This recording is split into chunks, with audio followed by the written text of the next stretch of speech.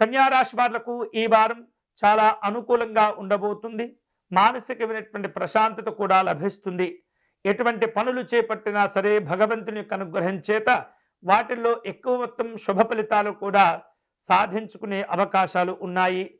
కష్టపడి పనిచేయటం లేదా కష్టపడి తాము ఏవైతే కార్యక్రమాలు రూపొందించుకుంటారో వాటిని విజయవంతంగా పూర్తి చేసే అవకాశాలు ఉండబోతున్నాయి.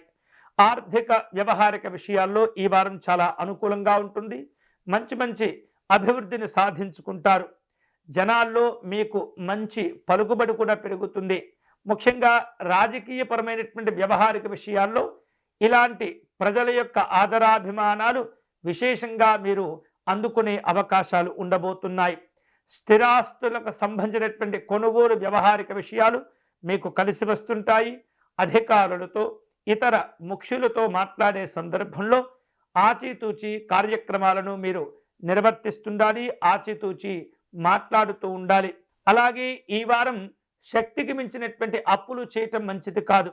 ఒకవేళ మీకు తప్పని పరిస్థితుల్లో మీకు అప్పులు చేయవలసిన అవసరం కనుక ఉన్నట్లయితే మీ అవసరం ఎంతైతే ఉంటుందో అంత మాత్రమే చేసి ఆ తర్వాత నిజాయితీగా ఆ అప్పులను చెల్లించేటటువంటి ప్రయత్నం చేస్తుండాలి.